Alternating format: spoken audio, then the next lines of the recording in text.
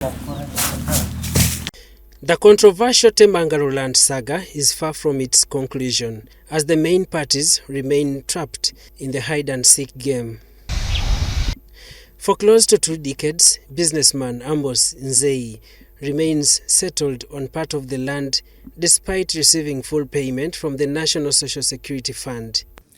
Now, that's why we are kind of taking it up now. The last time that we got is he sent that a letter of ultimatum with basically intent to go to court and get the orders to evict Mr. Nzeyi.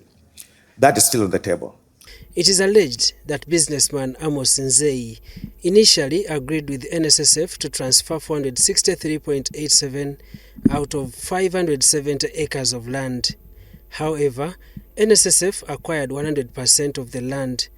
This called for a dispute which ended through an arbitration award for NSSF to claim for extra 55 acres.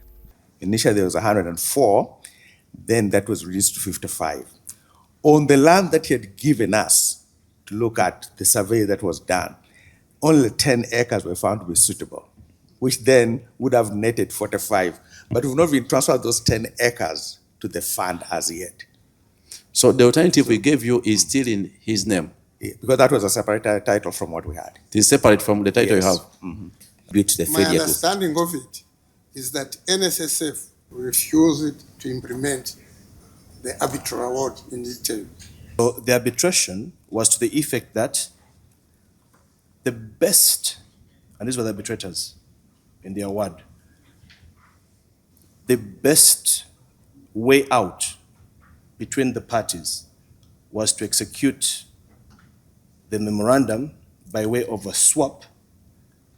That's where NSF would then get the 55 acres, and Nzeyi would provide, and this is where Nzeyi was supposed to provide similar acreage. In 2008, NSSF purchased the land at about 11.2 billion shillings at 24 million shillings per acre. The 99.2 acres connected to Ama Limited Company, which former Prime Minister Amama Mbabazi was the director, has been exonerated as not among the disputed land.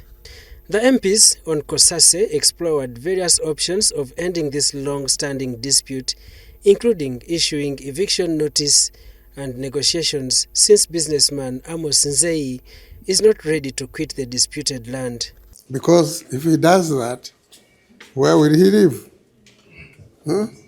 Both parties, including NSSF MD Patrick Ayota, had no objection to the negotiations despite the question of the current value of the land. What has remained unclear to the COSASE committee are the documents, including the various sale agreements and the final arbitration award as ruled by the court.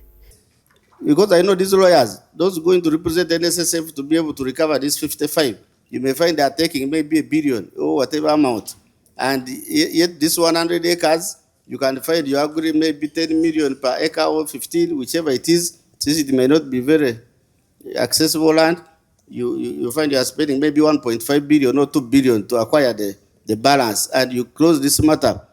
At the end of the day, we approach what's going to be the best thing for the fund. Now, if the proposals that are coming from Nzeyi are reasonable and can be attained, can still put us in that place we want to be, we sure enough will consider it. There's no point in walking away from that deal until we know the details of it. But that's really the first time that something very solid has come as an alternative to the that land. What has remained unclear to the COSASE committee are the documents, including the various sale agreements and the final arbitration award as ruled by the court. Lawyer Peter Kabasi has pledged to inform his boss of the committee demands and report back to Parliament. That he's prepared to return the money of the land they don't want, although they have it now. Or he can even sell them, all his land, including his home, at market price, so that he gets out of Temangalo altogether. One of the documents we need is the arbitral award. Now, we want to be certain that we are moving right by looking at what court has pronounced itself on. Last week, the COSASE committee visited the locus but failed to access the disputed land due to heavy security, among other challenges. Daniel Mugoya, UBC News.